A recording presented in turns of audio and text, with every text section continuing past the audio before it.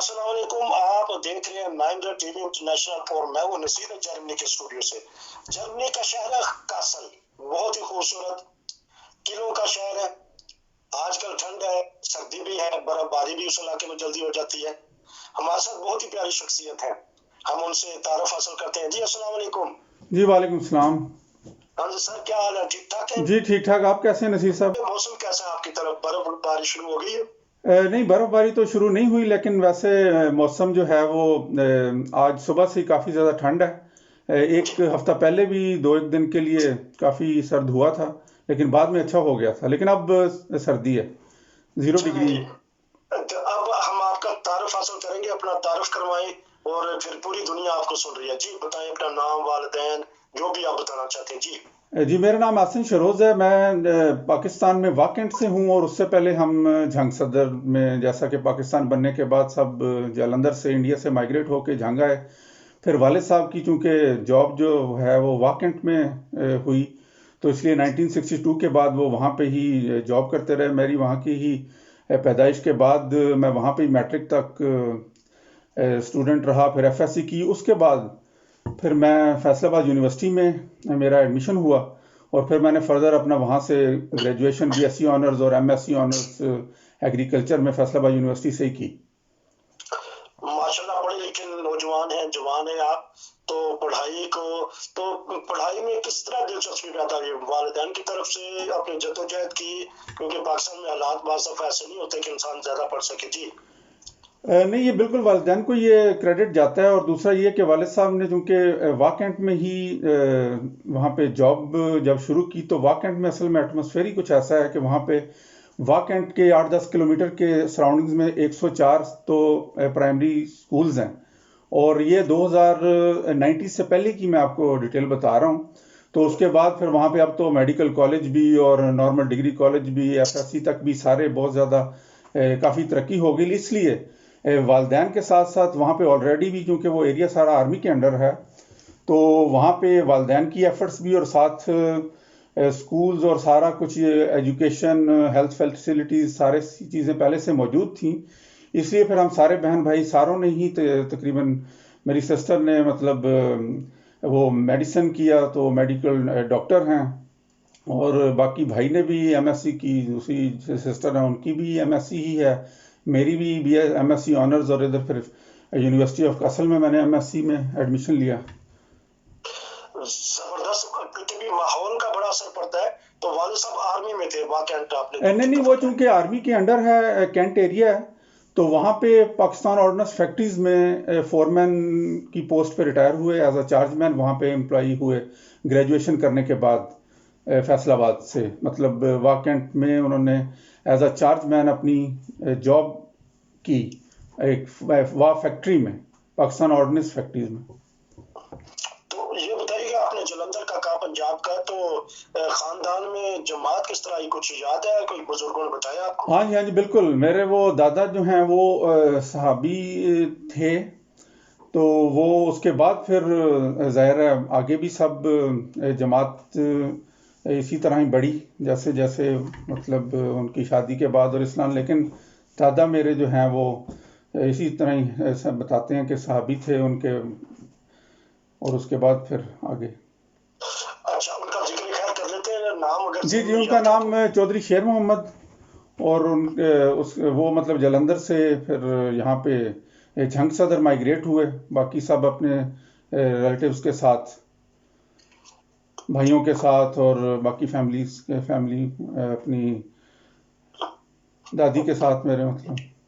अच्छा माशाल्लाह, देखें कि उनका भी इंशाल्लाह जिक्र खैर चलता रहेगा। तो वालिद साहब ने स्टडी फिर पाकिस्तान में आके की कि वहीं इंडिया में करके आए थे?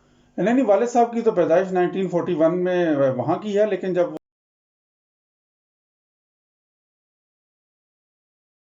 तो उस वक्त 6 साल के, बल्कि उनको याद है, हाँ जी, इतना ही उम्र बताते हैं, इतना ही बनता है। तो उसके बाद ये यहाँ की है, जंग की ही उनकी है स्टडी। फिर बाद में उन्होंने भी एफएससी और बीएससी वहाँ से फैसलाबाद से की, नॉर्मल ग्रेजुएशन। और वालदा दुआएं तो करती हैं हर की वालदा। तो पढ़ाई के सिलसिले में वालदा साहबा ने कुछ किया हो आपको? जरा हाँ जी बिल्कुल, उन्होंने खुद भी चूंकि उस दौर में एफएससी एफए बल्कि इंटर किया हुआ था, इसलिए फिर दोनों की ही मैंने बताया जैसा कि कलेक्टिवली एफर्ट ही थी, जमाती लिहाज से भी, और जो कुछ मुमकिन था वहाँ पे वाकंड में रहते हुए उन्होंने किया। बल्कि वालिद साहब जब अभी उनकी 2016 में डेथ हो गई, उससे पहले वाकंड के सेक्रेटरी माल भी रहे। मतलब आखिरी कह लें कि 10-15 साल तो काफ़ी ज़्यादा वालिद साहब ने जमाती तौर पे काम किया। तो बाज़ दफा हुकूमती सतह पे जो आर्मी के होते हैं, उनकी औलाद जो होती है उनको आर्मी में ही रखा जाता, तो आपने कोशिश वगैरह नहीं की या भाइयों ने या सिस्टम वगैरह ने? नहीं, मैंने तो कोशिश की थी, जैसे ही एफएससी की मैंने आर्मी का ही टेस्ट दिया। मेरा वहाँ पे आर्मी का जो इनिशियल टेस्ट होता है रिटन थ्योरी, उसमें मेरा चूंकि वो वैसे तो नहीं बताता, लेकिन चूंकि मैं सबसे आगे बैठा हुआ था, तो जैसे ही जो रिटन टेस्ट हुआ उसके बाद उन्होंने सामने वो लिस्ट दिखाई, कहते हैं तुम्हारे सबसे ज़्यादा नंबर हैं। तो उसके बाद चूंकि थ्योरी के बाद नेक्स्ट स्टेप होता है मेडिकल का। मेडिकल भी मेरा मतलब ठीक हो गया वजन, और उस हिसाब से वैसे तो उस वक्त बहुत ज़्यादा कम था, लेकिन बस पूरा ही था। तो उसके बाद फिर इंटरव्यू के टाइम में मेरी सिलेक्शन नहीं हुई, इंटरव्यू में मैं मतलब रह गया था। लेकिन एट द सेम टाइम भाई का जब टाइम आया तो उसका भी इसी तरह ही एफएससी के बाद उसने ये इनिशियल स्टेप सारे क्लियर करके थ्योरी, उसके बाद अपना मेडिकल और फिर इंटरव्यू भी क्लियर कर लिया। लेकिन आर्मी का मैं क्राइटेरिया आपको बता दूं कि एफएससी के बाद जब आप ये इनिशियल 3 स्टेप्स कर लेते हैं, तो उसके बाद फाइनल सिलेक्शन के लिए आपको 4 दिन के लिए आईएसएसबी की 4 दिन की ट्रेनिंग के लिए जाना पड़ता है। उसके बाद आपकी सिलेक्शन होती है, जिसमें मेरा भाई 2 दफ़ा सिलेक्ट हुआ, और दोनों दफ़ा जो है वो उसको कंसिडर नहीं किया उन्होंने।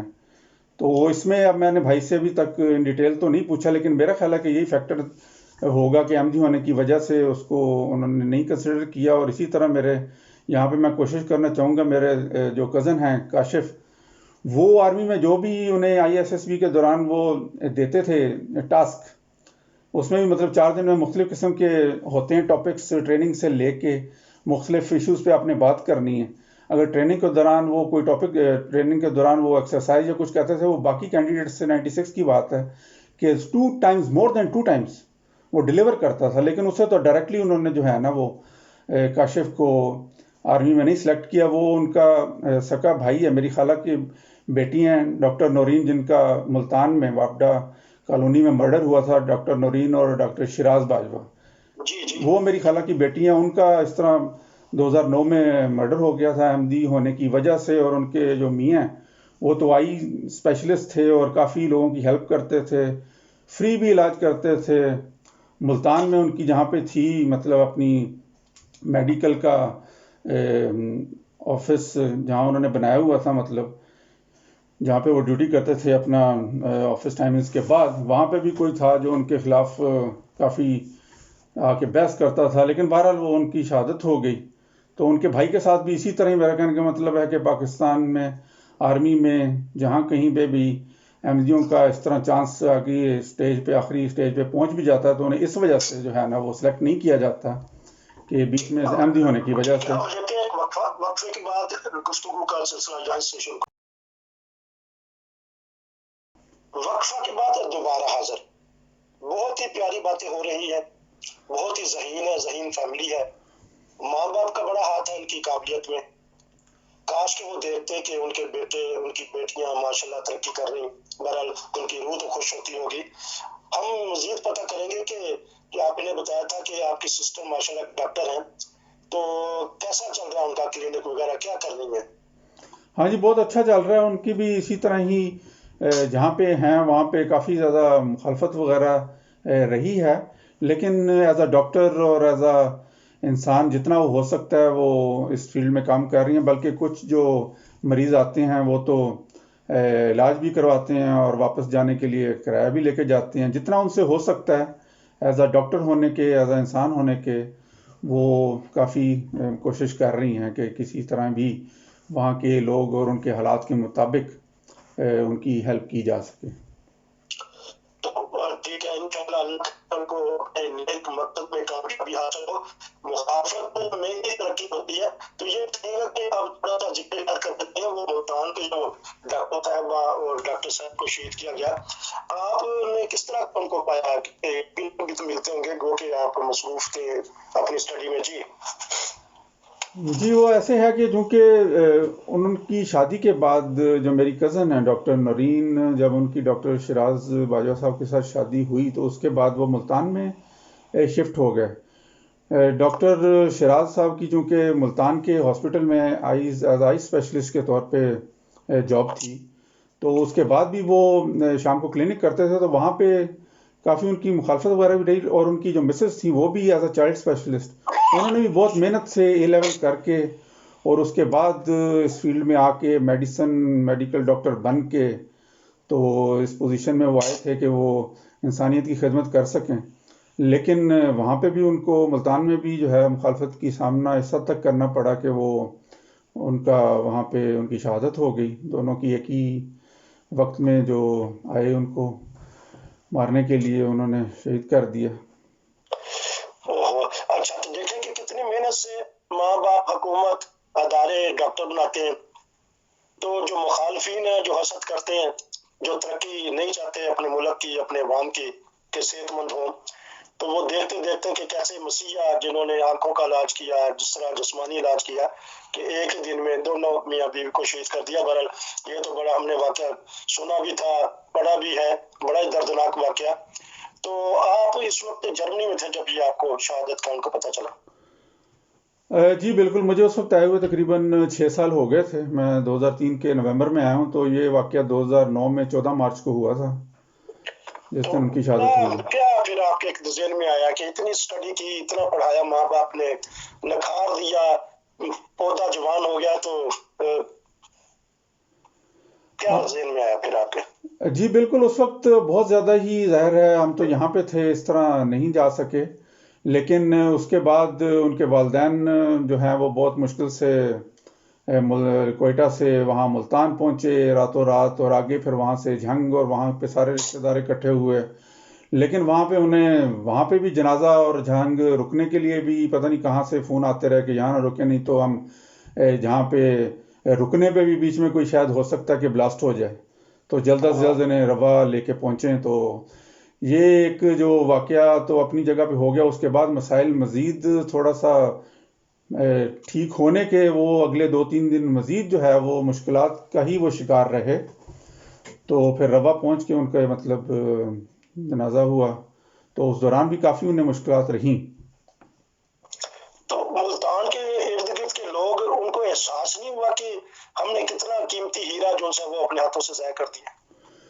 ये बाद में फिर इन्वेस्टिगेशन तकरीबन 2 साल चली थी, उसके बाद ही कुछ चीज़ें सामने आई कि कौन लोग इनमें इन्वॉल्व थे और इनके पीछे कौन था। तो वो पुलिस जिस हद तक कर सकती थी उन्होंने कोशिश तो काफ़ी की, लेकिन ये कह लें कि इर्द गिर्द का माहौल तो वहाँ पे जहाँ पे वो रहते थे कॉलोनी का तो ठीक था, लेकिन जहाँ पे वो जॉब के बाद क्लिनिक करते थे वहाँ पे कोई आके उनके साथ काफ़ी ये साल से चल रहा था कि बहस करता था, और बाद में उनको टेलीफोन कॉल्स भी आती थी। ये सारा कुछ उन्होंने वैसे तो